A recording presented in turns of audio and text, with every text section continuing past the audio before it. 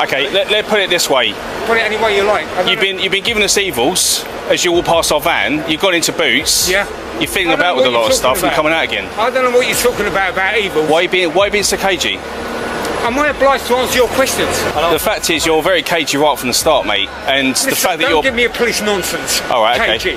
What grounds can I... Well, I'll tell you what. Yeah? What power and authority are you acting under at this time? I'm going to search you on the Section 1 and pace. What are your grounds? Hold on. I told you, listen to me. On what grounds? Okay, listen. You tell me what grounds. Okay. If you tell me what grounds. Listen to me. I'm listening. All right, I'm going to search you. You are on the depriving Section 1 me of and my pace. liberty and freedom. Article 5 of the European Convention of Human Rights. We're going to handcuff you for a minute. For what reason? Right. Hey, what grounds? Give me a second. What grounds? Just give us a second. I want grounds. Listen, we'll explain all that in a second. So at this moment in time, you've got... Hey, listen, relax. Oi, listen, you relax. You relax. Sir, just listen to me. Yeah, right? I'm listening. Okay. So at this moment, you've been detained for the purpose of search. On what grounds? And that's what we're going to If you give me a chance, I'll explain it. So you should have explained it before you did this. Stopping a man simply because he supposedly gave evils or looked shifty is an astonishingly weak reason to detain and search someone. That's not reasonable suspicion under any legal standard. It's just personal feelings dressed up as suspicion. If that's all it takes, then anyone with a neutral or annoyed expression is now fair game. That's not policing. That's profiling. It gets worse. When Alan asks, as is absolutely entitled to, for the legal grounds of the search, the officers brush him off, saying they'll tell him in a moment. That's not just sloppy policing. It's a direct breach of the PACE Code of Practice, which requires officers to explain their grounds before a search begins. Skipping that step removes the only safeguard the public has to judge whether a search is lawful or purely arbitrary. Okay, just bear with us, because we want to explain that to you. Right. So let my colleague explain what he needs to explain. Okay. However, it's really important that you don't interrupt him and let him finish what he's I'm going to let him say, finish. But one thing I just want to add is at this moment in time, you're obviously detained. Well, explain why you're detained. You should have done that before. No. Human rights, it's very clear. Can I explain something to you? We're entitled and able to say you are detained for the purpose of search, under which is what we've done, and that's what we're about to explain. Okay, tell me. Okay. Don't use any cagey nonsense. I'm not going to say cagey. I will remind you. Be quiet for a minute. I'll explain it. And obviously, we've used force temporarily due to your demeanour. And you've got handcuffs on you. Okay. Until the search is completed, right? Well, I don't consent. You're free to leave. I do not consent. Okay, I appreciate that. To any searches or seizures. Doesn't matter about consent. Oh, it does. Because you have no grounds here. Unfortunately, you don't have to. Okay. Right. Thank you. My colleagues to explain everything. Right. Are you filming this? Yes. Right. Well, I'll be doing an excessive. I completely understand, and you're entitled to do that. I will do that. After handcuffing Alan, the officer tries to justify the use of force by pointing to Alan's demeanor. That's not a legal justification. It's a subjective excuse to escalate. Alan wasn't resisting, threatening, or violent. He was vocal, yes, but vocal because his rights were being blatantly violated. Passionately defending yourself during an unlawful stop doesn't make you a threat. It makes you informed. Yet hey, frustration was mistaken, or deliberately portrayed, as aggression. The officer essentially punished Alan for reacting like a human being to a completely unjust encounter, as if the only acceptable response to being wrongly detained is silent submission. That mindset flips the burden. Instead of officers having to justify their actions, the citizen is expected to remain calm and compliant while their rights are steamrolled. Colleagues to explain everything you need to know. Okay, explain it. All right. Right, explain it. So, we've seen you come past the van, as I said. Right, thank you. I'm coming down the road, minding my business. Yeah, listen, let me explain. Yeah. Giving us evils, you're going to the shop. What's evils, anyway? Right, listen. Can you go to the CPS with I was giving him evils? You can, actually. Can you? Yeah. And what would that amount to? Do you want to let me explain the grounds then? Carry on. Okay. You go into the shop, you see him fiddling around. Fiddling around? Yeah. I went in there for to do my business. Okay. That's fine. Yeah. But I'm telling you from my point of view, fella. I don't want your point of view unless it adds up to my point grounds. of view is very, very important. Give you the important. authority to detain me.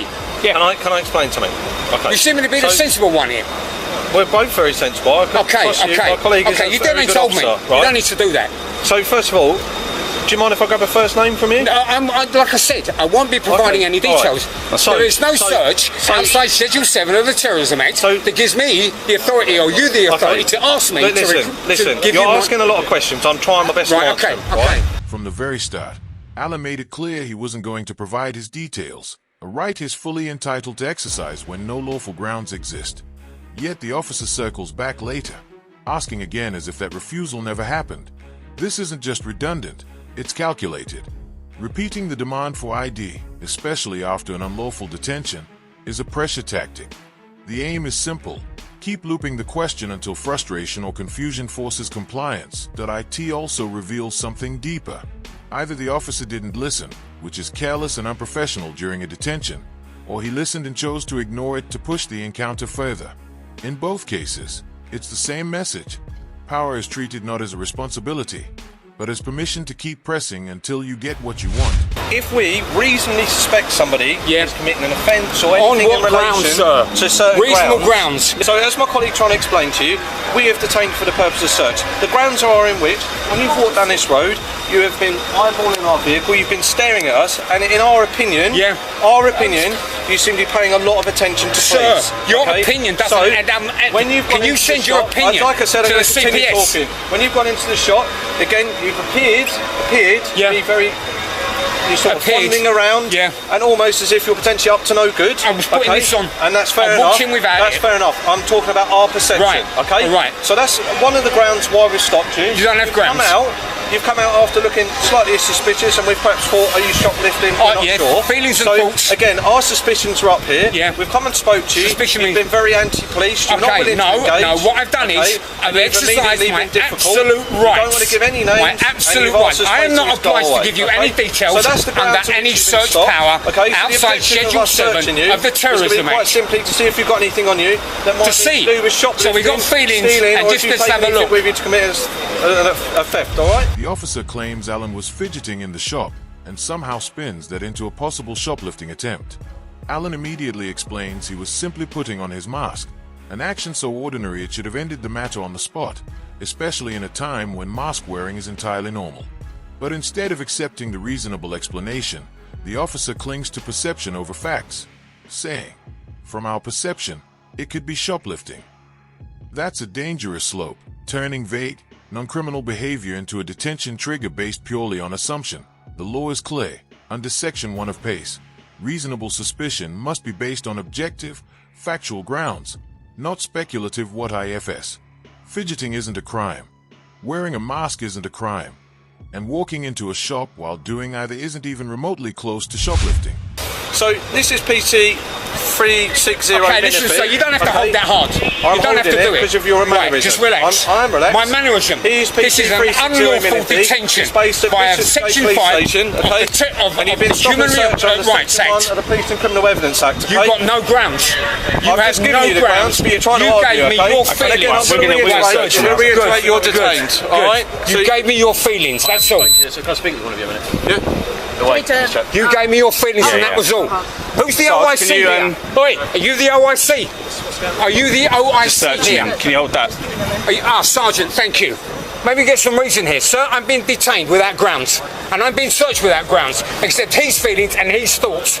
And via the Human Rights Act, Section 5, this is an unlawful detention. Have the officers given you the details of why? They gave me their grounds. He gave me his feelings and he gave me his thoughts. I didn't give any grounds. We have given grounds. He gave me his feelings. Listen, I'm going to do you a little favour. It's all on body worn anyway. Right, good. I'll be getting that access information request. Listen, maybe if you ask the officer to repeat them, he'll repeat them for you. Okay, well let's have it in. Can you repeat it before you carry on? Can I put this back in your pocket first?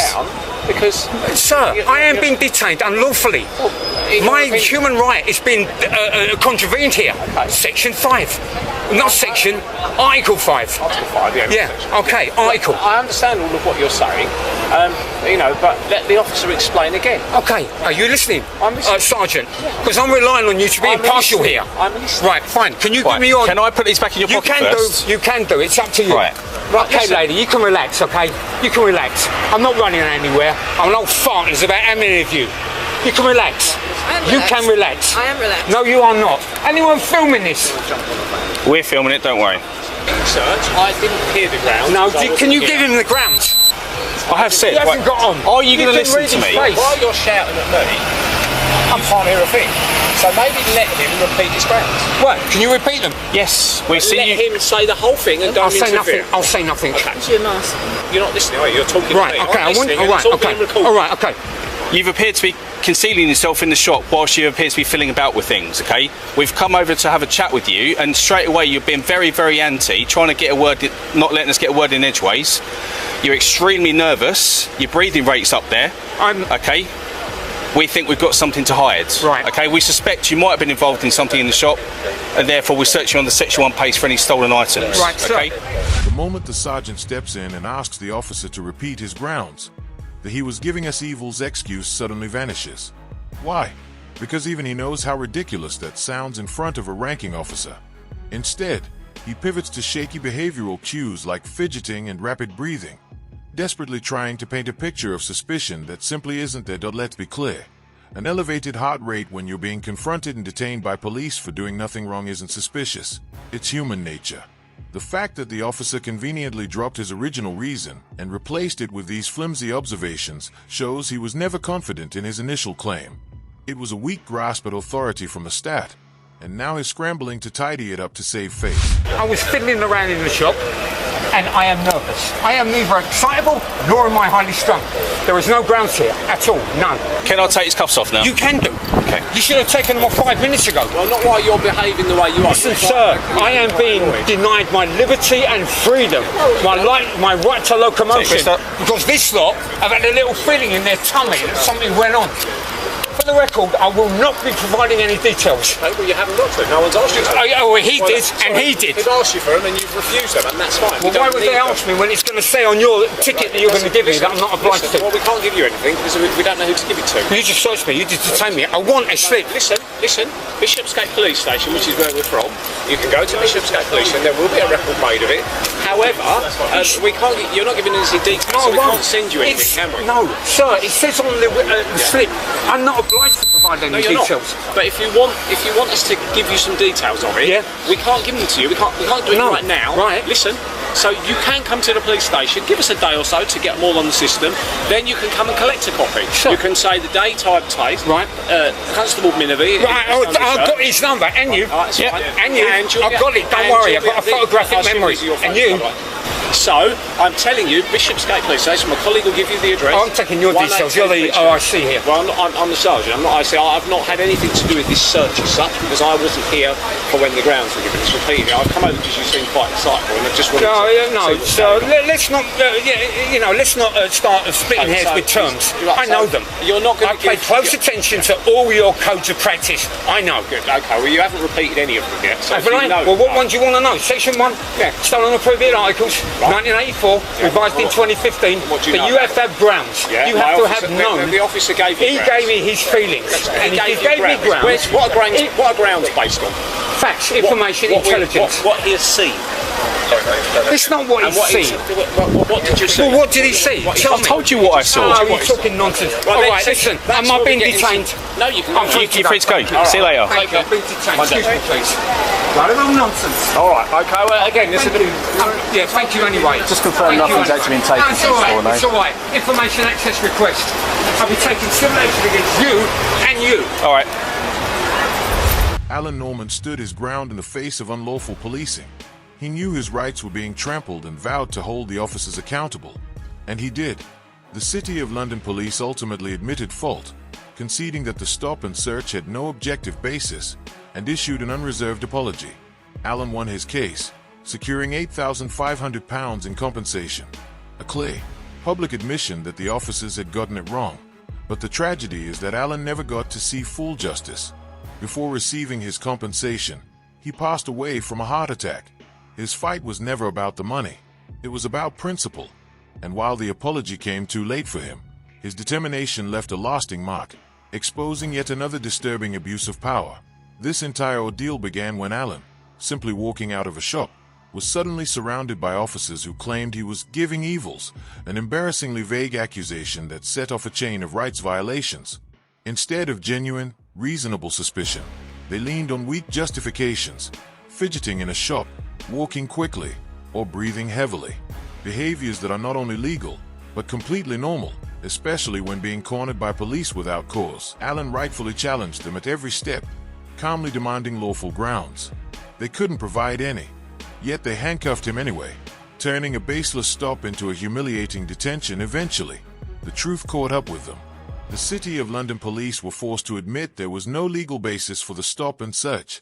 Their official apology and the £8,500 award served as rare public recognition that Alan's rights had been violated. But the human cost was far greater.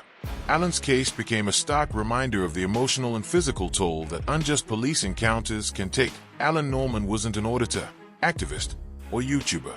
He was an ordinary man with an extraordinary sense of justice. He was treated unfairly, yet met that injustice with dignity.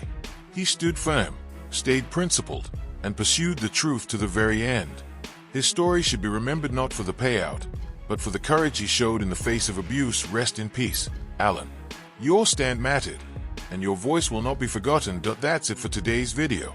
If you found value in this coverage, please like, comment, and subscribe. It helps keep this independent channel going. And be sure to check out CrimeBudge. I've linked his channel in the description. Thanks for watching. This was Rate the Audit, and I'll see you in the next one.